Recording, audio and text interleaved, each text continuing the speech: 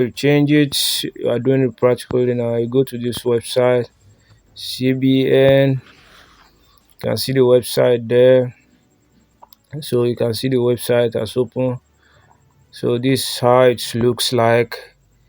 Your cash collection, you follow the process, go to depositor, then you fill the form, fill it, input your BVN, account number, depositors, phone number, and everything.